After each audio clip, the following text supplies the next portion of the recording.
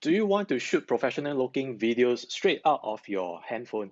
And this can be really done really easily. Hey, I'm Pete from Super Media, helping you take your videos further and faster.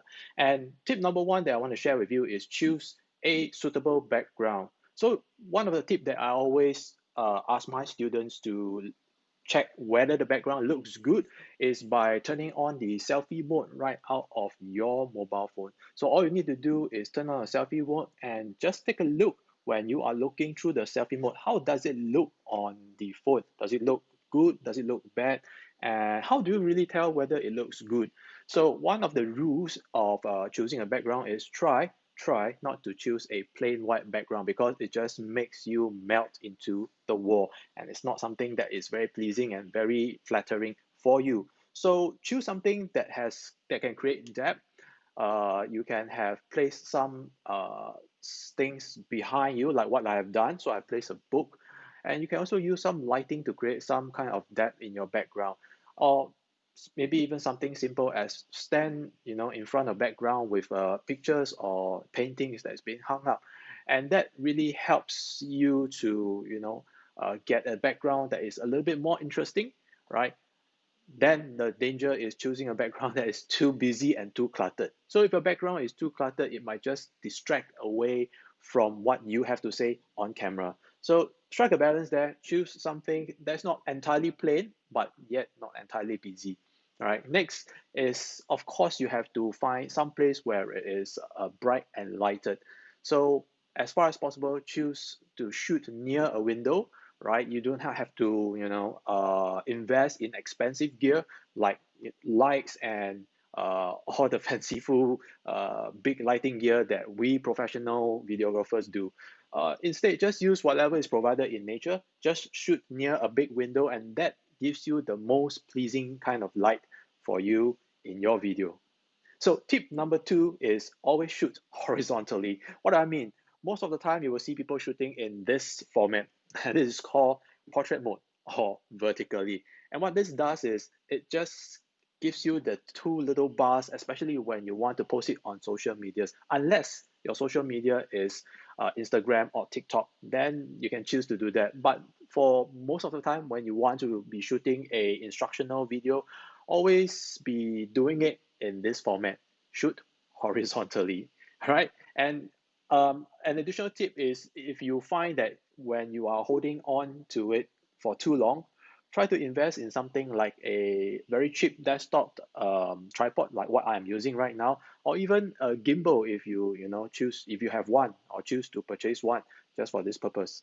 And and really tip number three is to do with also about shooting horizontal. It is to shoot at a level. So what I mean at a correct level, a correct level is not too low or not too high. So when you shoot too low, what it does, it shows all of whatever that is below you, and it's not very flattering, and it shows the ceiling. So neither too high nor too low, but shoot at a eye level, which is always the best recommendation. And always try to level it, so you wouldn't want to make it crooked or slanted, but in order to level something in the camera, there are what we call guides, right? Guidelines or grid lines that you can activate in any phone that you can use to help you to shoot yourself and to level yourself, position yourself right in the camera. All right. So tip number three is about audio, or rather, there's one thing that I always tell my students: there are tons of things and gears to buy and to improve on your video. And the number one gear I tell them is to invest in better audio. All right, you can choose to get an external mic that you can plug into your phone, right, directly into your phone, or you can also choose to record the audio separately, in another phone if you are more advanced.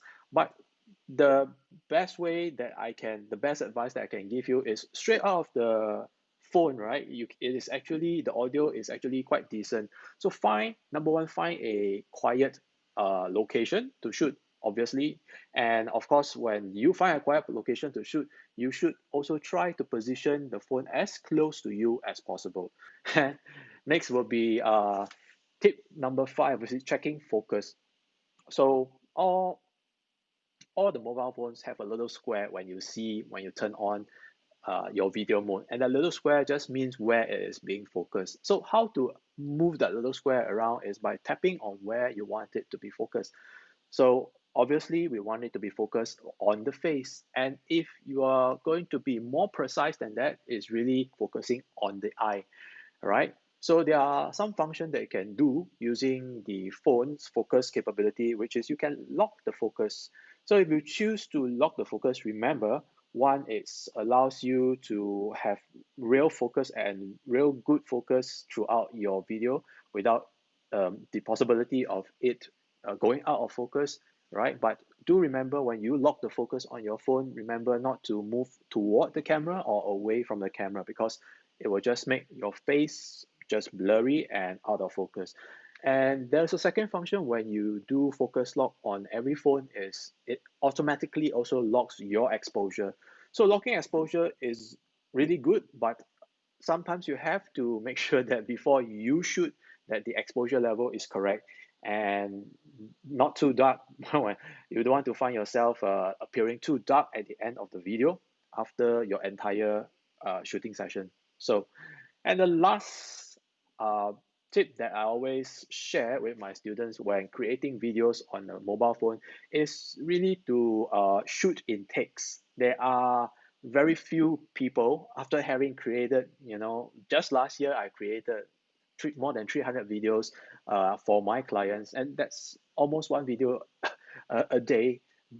The thing that I see throughout is it's almost 100% of my clients are not able to memorize what they want to say and to deliver it in a single take. Break your content into 5 or 6 parts and ask yourself, or break it into each content section. So each section, ask yourself the question and try to answer the question, right?